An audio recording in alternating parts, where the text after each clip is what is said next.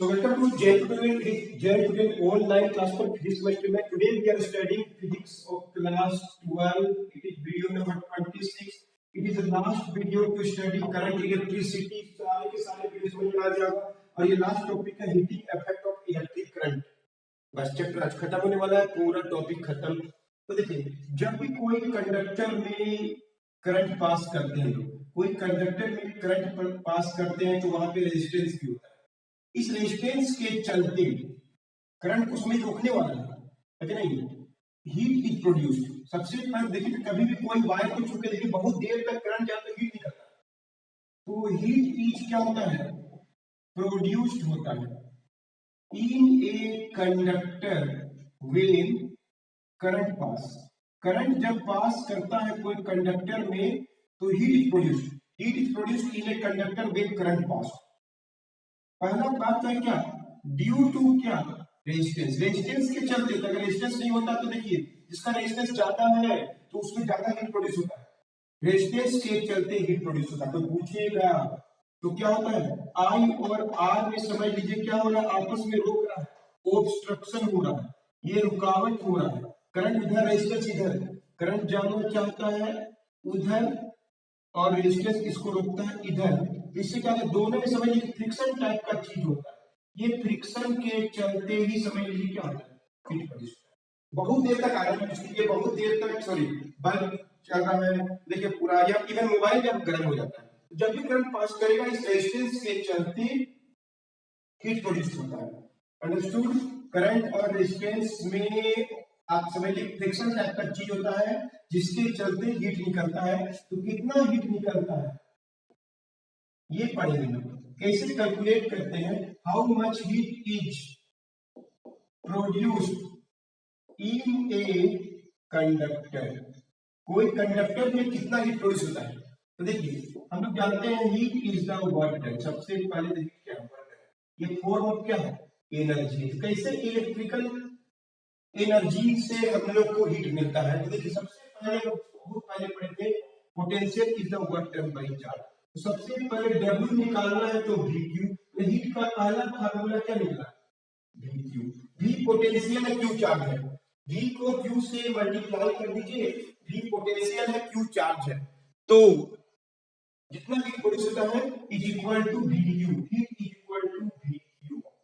Heat is equal to VQ, work, heat potential work done by charge. Since हम लोग जानते हैं Q का वैल्यू IT होता है, तो हीट इक्वल टू VIT भी लिख सकते हैं, पढ़े हुए 10th क्लास। ये हो गया second formula. Heat is equal to VQ, heat equal to VIT। V is equal to IR भी होता है, तो heat equal to IR into क्या होगा, IT। सो क्या हो जाएगा, I स्क्वायर RT। V का भी चेंज कर दिए, इन्होंने Q का भी चेंज कर दिए, हीट का वैल्यू क्या लिखा, I स्क्वायर RT। और एक देखिए, I का वैल्यू होता है ना V बाई R का स्क्वायर इनटू RT। क्या होता है, I को हटा दिए, I का वैल्यू क्या था, V बाई R। तो क्या होगा, H equal to V square by RT। T क्या है, टाइम, कितना देर तक करंट फ्लो कर रहा है, time of flow of current. अगर हीट निकालना बोला तो क्या क्या फॉर्मूला यूज होगा, Q का वैल्यू यहाँ पे क्या सब्स्टिट्यूट किया, IT, और यहाँ पे V का वैल्यू क्या पुट किए, IR, और यहाँ पे I का वैल्यू क्या पुट करेंगे, ओह्म्स लॉ में V बाई R। क्या है, जानते होंगे, रेजिस्टेंस ऑफ कंडक्टर। I क्या है, करंट इन कंडक्टर, और V क्या है, पोटेंशियल ऑफ कंडक्टर। V पता है, I पता है, R पता है, इतना ही। सबसे पहले करंट जब पास करता है ये conductor, then heat is produced. क्यों होता है, कोई पूछेगा तो बोलिए only due to what, resistance. अगर रेजिस्टेंस होगा तो दोनों में समझ लीजिए फ्रिक्शन टाइप का चीज होता है। फ्रिक्शन, करंट इधर, रेजिस्टेंस उधर, तो दोनों में क्या है, फ्रिक्शन, उसके चलते हीट निकलता है। जितना ज्यादा रेजिस्टेंस होगा उतना ज्यादा करंट निकलेगा, सॉरी हीट निकलेगा। तो due to resistance, I and R के बीच में ऑब्स्ट्रक्शन होता है, किसके चलते, समझ लीजिए क्या है, फ्रिक्शन, घर्षण टाइप का चीज है। तो कितना हीट प्रोड्यूस होता है, तो हीट इज एक्चुअली में क्या वर्क डन है, एनर्जी है। तो सिंस हम लोग जानते हैं electric potential is equal to work done to bring for one coulomb charge. So W is equal to क्या होगा, VQ। V का वैल्यू क्या होता है, Q का वैल्यू क्या होता है, चार्ज इक्वल टू IT। एक फॉर्मूला बन गया V I T, heat equal to I square R T, I का सॉरी वी का I R to I square R T, H का वैल्यू वी बाई आर का स्क्वायर कर दी, क्योंकि आई का वैल्यू पुट कर दी तो V square by R T. इतना का फॉर्मूला बन गया, नोट कर लीजिए वीडियो को पॉज करके। पूरा समझ में आ रहा था? क्लियर है?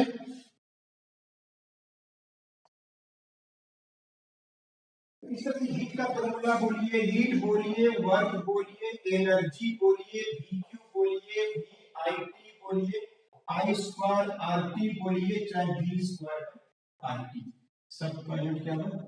जूल है। कोई डाउट नहीं है? इलेक्ट्रिकल पावर भी होता है, 10th क्लास में पढ़े हैं इलेक्ट्रिकल पावर क्या होता है। इलेक्ट्रिकल पावर याद है, कोई मान लीजिए कोई कंडक्टर है, तो मान लीजिए कि वर्क डन हो रहा है, हीट पास हो रहा है, करंट पास हो रहा है, जो भी वर्क डन हो रहा है टाइम टी में, टी टाइम में डब्ल्यू वर्क 1 सेकेंड में डब्ल्यू बाई टी को ही पावर बोलते हैं। हमेशा पावर जब भी निकालना है वर्क बाई टाइम कर दीजिए, हीट बाई टाइम कर दीजिए, चाहे एनर्जी बाई टाइम कर दीजिए, इसे यूज होगा वर्ड। इलेक्ट्रिकल पावर क्या होते हैं? द रेट ऑफ, रेट मतलब क्या? पर सेकंड, एक second, the rate of doing, अभी क्या कर रहे हैं लोग? इलेक्ट्रिकल वर्क कर रहे हैं, या बोल सकते हैं electrical work done in 1 second. Electrical work done in 1 second is called, क्या बोलते हैं लोग? इलेक्ट्रिकल पावर बोलते हैं। The electrical work done in 1 second is called electrical power बोलते हैं। The electrical work done in 1 second is called electrical power. Understood? तो t second में w वर्क, तो 1 सेकेंड में w by t is equal power, power is equal work by time, heat by time, energy by time. तो power का देखिए formula क्या होगा? vq by t कर दीजिए, टाइम से डिवाइड कर दीजिए। यह क्या था? vit बाई t, सबसे अधिक v इंटू आई यूज होता है पावर निकालने के लिए, v इंटू आई, सबको टाइम से डिवाइड कर दीजिए, क्योंकि टाइम तो 1 सेकेंड है। I square R T by T, यानी क्या होगा? आई स्क्वायर आर वी होगा, या V square by R T by T, तो वी स्क्वायर बाई आर, यानी V Q by T V I. सबसे ज्यादा पावर का फार्मूला कितना? पोटेंशियल है, वोल्टेज इनटू क्या होता है? करंट, ये वाला फार्मूला सबसे अधिक होता है। क्लियर है? तो हम लोग एक फार्मूला और लिख सकते हैं, work equal to power into time. तो एनर्जी का फार्मूला क्या हो गया? एक फार्मूला और लिख सकते हैं, पावर इनटू टाइम। ये था पावर इनटू टाइम, और इसका तो सबको जानते होंगे, बोले यूनिट क्या होता है? Power equal to work by time, joule, 1 joule पर सेकंड, इसको क्या बोलते हैं? वाट बोलते हैं। तो वाट है, इसका यूनिट क्या होता है? वाट होता है। और किलो वाट में कितना होता है? 1000 वाट। और 1 मेगावाट में कितना होता है पता है? 1 मेगावाट में होता है 10 का पावर 6 वाट, सब जानते होंगे। Force power HP, force power कितना वाट से बनता है? 640। सिंपल सिंपल पेज में पढ़े हैं, तुरंत में आगे तक यूज होगा इसलिए बताया जा रहा है, और आपको पहले से जानना चाहिए था। Understood student? समझ में आ रहा? अच्छा से नोट कर लीजिए। इसी से पावर का फॉर्मूला पता चल गया, power is equal to work by time, V Q by time, V I T by time, तो वी आई स्क्वायर आर, और I sorry V square by R क्या होता है? तो अब देखिए, कोई इलेक्ट्रिकल इंस्ट्रूमेंट बल्ब को यूज कर रहे हैं, बल्ब को यूज कर रहे हैं मान लीजिए, तो कितना एनर्जी खर्च हुआ? तो देखिए, इसको बोलते हैं हम लोग एनर्जी, ये भी पढ़े थोड़ा क्लास में, consume by an electrical appliance. कोई अप्लायंस से बल्ब, पंखा है ना, कोई फैन को यूज कर रहे हैं, तो वो कितना इलेक्ट्रिकल एनर्जी कंज्यूम करेगा? तो हमेशा वो होता है पावर इनटू टाइम। क्यों? जानते हैं वर्क इक्वल टू क्या था? Power by time, power into time. जब भी एनर्जी कंज्यूम निकालना है, एनर्जी इलेक्ट्रिकल एनर्जी जब भी निकालना, ध्यान से सुनिए, पावर को किलो वाट में होना चाहिए और टाइम को आवर में। एग्जाम में आता है kilo watt hour. Kilo watt hour use होता है किसका? Unit of electrical energy. Electrical energy का use kilowatt hour, kilowatt hours में ही होना चाहिए। जब भी आपको कोई इलेक्ट्रिकल अप्लायंस, कोई बल्ब, कोई फैन, कोई मोटर या रेफ्रिजरेटर, टीवी, जब भी कोई एनर्जी निकालना है तो पावर इनटू टाइम में, पावर रेटिंग जो होता है पावर टाइम में, पावर होना चाहिए किलोवाट में और टाइम होना चाहिए आवर में, किलोवाट आवर। इसको हम लोग इलेक्ट्रिकल बिल एनर्जी बोलते हैं। और इलेक्ट्रिकल बिल जो होता है ना वो इसी रेट में आता है, कहीं पर लिखा हुआ किसी घर का इलेक्ट्रिकल बिल का रेट है at the rate of 5 rupees. इसका मतलब क्या है कि 1 किलोवाट आवर खर्च करेंगे तो हम लोग को 5 रुपया देना पड़ेगा। अगर हम 10 यूनिट खर्च कर दिए, 10 यूनिट मतलब क्या, 10 किलोवाट आवर खर्च कर दिए तो 10 इंटू 5 50 रुपीज का इलेक्ट्रिकल क्या आएगा, बिल आएगा। ये सब हम टेंथ में पढ़े हैं, यहाँ पर यूज हो सकता है इसलिए बताया जा रहा है। अंडरस्टूड, नोट कर लीजिए। लास्ट वीडियो करंट इलेक्ट्रिसिटी का एक भी टॉपिक आपके लिए नहीं छोड़े हैं। अगर आप वीडियोस को देखेंगे सीबीएसई बोर्ड में एक भी क्वेश्चन का आंसर आप, मतलब हर क्वेश्चन, एक भी क्वेश्चन ऐसा नहीं जिसका आंसर आप नहीं जानेंगे, but it all required practice. Practice भी उतना ही जरूरी है। वीडियो को पॉज करके नोट कर लीजिए। समझ में आ रहा है अच्छा से, फॉर्मूला सब क्लियर हो रहा है, एनर्जी क्या है, वर्क एंड हीट सब बता दिए। इससे छोटा सा एक लोड है,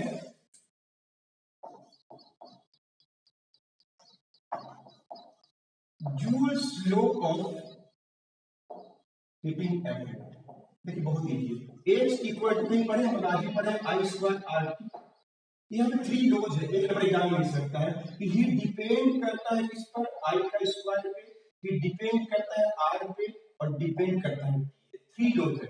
heat is directly proportional to square of current, जितना ज्यादा करंट होगा उतना ज्यादा हीट, जितना ज्यादा रेजिस्टेंस उतना ज्यादा हीट, और टाइम पे डिपेंड करता है। लेकिन यहाँ पे आर और टी को क्या रखना है हम लोग को, कांस्टेंट। यहाँ पे आर है तो आई और टी को रखना है क्या, कांस्टेंट। और टी का प्रोपोर्शनल तब होता है जब आई एंड आर क्या हो, कांस्टेंट। एकदम सिंपल से जूल्स लॉ बोलते हैं, joules law of heating effect in electrical current. Clear है स्टूडेंट्स, नोट कर लीजिए एकदम अच्छा से, क्लियरली सबको समझ में आ रहा है। वीडियो को पॉज करके नोट कर लीजिए।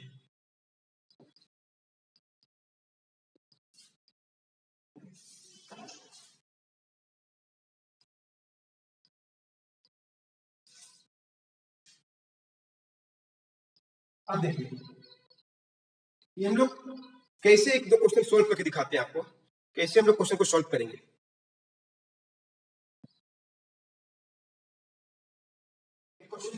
सपोज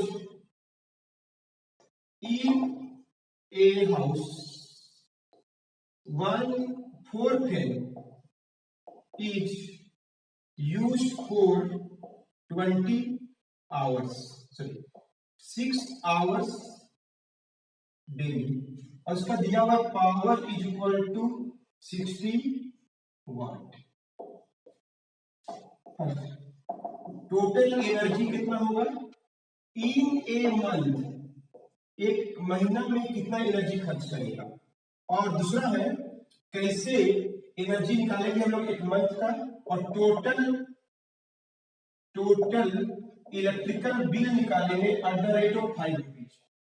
इस पंखा पे 4 को पंखा यूज हो रहा है, 4 फैन यूज हो रहा है, टोटल एनर्जी क्या होगा, पावर इनटू टाइम। तो बोलिए एक महीना तक यूज कर रहे हैं, पावर कितना है, और फिर 4 लिखा है, 4 को फैन यूज कर रहे हैं, पावर कितना है उसका 60 वाट है। कभी भी इलेक्ट्रिकल एनर्जी कंज्यूम निकालना है 1000 से डिवाइड करिएगा तो ये पावर जो है वो किलोवाट में चेंज, और टाइम कितना यूज हो रहा है 6 आवर डेली। एक महीने में 30 दिन मानेंगे ना, 31 होता है तो 30 को एवरेज मानेंगे 30 डेज। क्लियर है। अब इसको कैलकुलेट करेंगे तो you will get the answer 1020 cancel.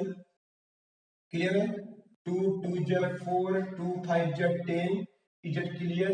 तो कितना हो गया 6 2 जा 12 इनटू क्या हो गया 18 बाई क्या हो गया 5, 6 2 जा 12 सवाल है कि नहीं, 2 जीरो का कैंसिल कर दिए, 18 2 जा 36, तो कितना हो गया 12 8 जा 96, 216 बाई क्या हो 5 4 4 3.2 किलोवाट आवर खर्च, यही एनर्जी खर्च हुआ। तो आप अपने से कैलकुलेट कर सकते हैं। समझ वाला स्टूडेंट समझ आ रहा है कि नहीं, मल्टीप्लाई कर लिए,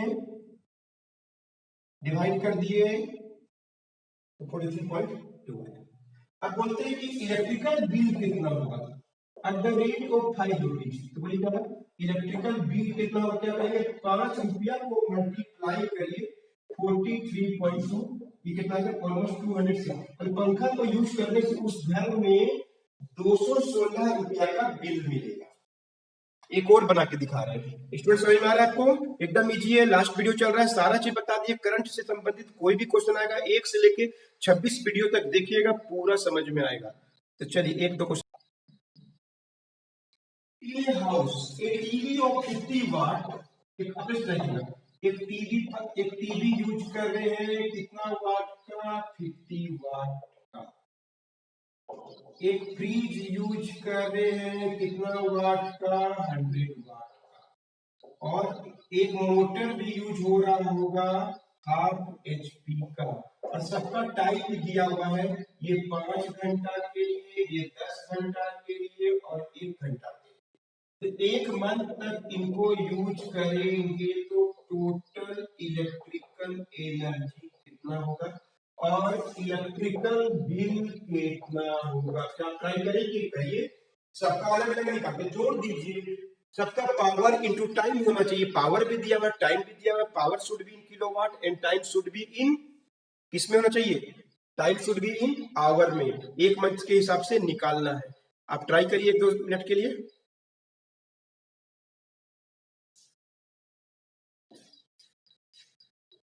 तो बोलिए इलेक्ट्रिकल एनर्जी कैसे निकालेंगे? टीवी कितना है पावर का, 50,000 से डिवाइड कर दीजिए। क्यों? किलोवाट में चेंज हो गया, पावर वाट में दिया हुआ है, किलोवाट में चेंज कर दिया। टाइम कितना, 5 घंटा लेकिन 30 दिन का। उसके बाद कौन है? फ्रिज, कितना वाट का, 100। किससे डिवाइड करेंगे? 1000 से। किलोवाट में चेंज हो गया। किलोवाट आवर किसका यूज है? किलोवाट आवर किसका यूज है? तो क्या आंसर होता है? पावर का। प्लस मोटर, कितना टाइम यूज करें? 10 घंटा और 30 मिनट। मोटर 1/2 HP का, तो 1/2 इंटू 746 कीजिएगा, बाई क्या होगा 1000 और टाइम 1 आवर डेली, तो 1 इंटू 30। इनको कैलकुलेट करिएगा तो एनर्जी निकल जाए किलोवाट आवर में। 10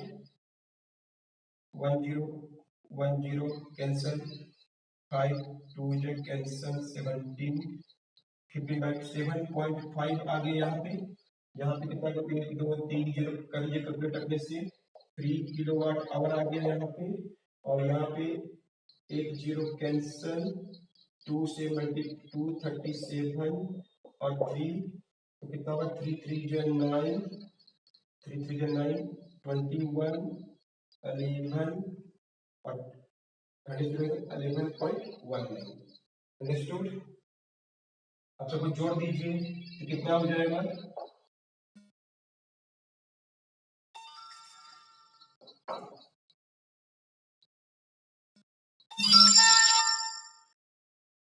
कितना किलोवाट आवर खर्च हो गया। अंडरस्टूड? अब हम लोग क्या निकाल दिए? टोटल इलेक्ट्रिकल एनर्जी कंज्यूम निकाल दिए। इलेक्ट्रिकल बिल कितना होगा? 1 आवर का 1 किलोवाट आवर खर्च कितना है? ये क्या था, किलोवाट आवर 3 है इनटू क्या होगा 21.69 से मल्टीप्लाई कर दीजिए ऑलमोस्ट। ठीक है, हम इसको ऐड कर लिए, अपने ऐड कर लीजिएगा। तो 3 9 का 7 27, 18 2 20, 63 और 2 65, कितना रुपया खर्च होगा? 1 महीना में बिल इतना आएगा इन सबको यूज करने से। अंडरस्टूड? नोट कर लीजिए। इसमें 26 वीडियो बता दिए आप लोगों को, पूरा ये हीटिंग वाला क्वेश्चन जो है वो आपको यूज होगा आगे जाके।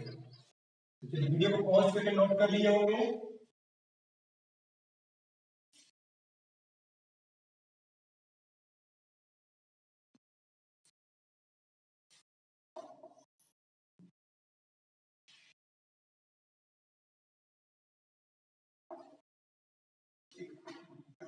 टेन में पढ़े, 11 पढ़े, heat loss heat gain equal to क्या होता है, MC डेल्टा टी। इसको यूज करके कुछ क्वेश्चन सॉल्व कर सकते हैं, इसको याद रखिएगा। और एक शुरू बताने भूल कहते हैं, सुपर कंडक्टर क्या होता है? सुपर कंडक्टर कि अगर कोई कंडक्टर का टेम्परेचर हम लोग पढ़े हैं कम करेंगे तो रेजिस्टेंस भी क्या होता है, डिक्रीज करता है। तो इतना टेम्परेचर कम कर दीजिए, टेम्परेचर को इतना कम कर दीजिए कि रेजिस्टेंस अगर 0 हो जाए। कोई कंडक्टर को अगर हम लोग टेम्परेचर कम करते हैं तो रेजिस्टेंस भी कम होता है, टेम्परेचर बढ़ाते हैं तो रेजिस्टेंस भी बढ़ता है। लोग पढ़ चुके हैं alpha linear coefficient of resistance. तो अगर रेजिस्टेंस 0 हो जाए तो उस कंडक्टर को ही हम लोग क्या बोलते हैं? Super conductor. Iron, cobalt, nickel सबको हम लोग बना सकते हैं super conductor when the temperature is decrease. Such conductors are called super conductor. जिस टेम्परेचर में वो रेजिस्टेंस 0 होता है इट्स कॉल्ड क्रिटिकल टेम्परेचर बोलते हैं। जिस टेम्परेचर में 0 हो जाता है रेजिस्टेंस उसको बोलते हैं हम लोग क्रिटिकल टेम्परेचर बोलते हैं। क्रिटिकल टेम्परेचर अगर होगा T का वैल्यू Tc तो रेजिस्टेंस क्या होगा? 0। और कंडक्टर को क्या बोलते हैं हम लोग? सुपर कंडक्टर्स बोलते हैं।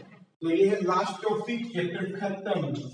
When the resistance of A when the temperature of a conductor is so decrease, इतना कम कर दीजिए that it's resistance becomes 0, then such conductor is called, क्या बोलते हैं इसको हम लोग? Super conductor. And the temperature at which resistance becomes 0 is called, क्या बोलते हैं इसको हम लोग? जिस टेम्परेचर में रेजिस्टेंस 0 होता है is called critical temperature. Critical temperature बस खत्म हो गया। नोट कर लीजिए स्टूडेंट्स, मिलते हैं नेक्स्ट वीडियो में जब आपको बताया जाएगा नया section magnetic effect of electric current. ये बहुत इंपॉर्टेंट सेक्शन है। अगर 12th क्लास का बोर्ड एग्जाम में बहुत ज्यादा नंबर लाना है आपको, 70 में 70 लाना है, तो आपको इलेक्ट्रोमैग्नेटिज्म बोलते हैं इसको, या बोलते हैं magnetic effect of electric current. वो चैप्टर आपको एकदम अच्छा से पढ़ना चाहिए। ऑलमोस्ट उसका वेटेज आउट ऑफ 70 में 20 मार्क्स वहां से आ जाता है। यानी वो चैप्टर जब खत्म होगा तो समझ लीजिए कि आधा फिजिक्स खत्म हो चुका होगा। Current, electricity, electrostatics and then magnetic effect of electric current, ये सब टॉपिक जब पढ़ चुके होंगे तब तक आपका आधा फिजिक्स खत्म हो चुका होगा। तो next is very very important videos for magnetic effect of electric current. Note कर लीजिए।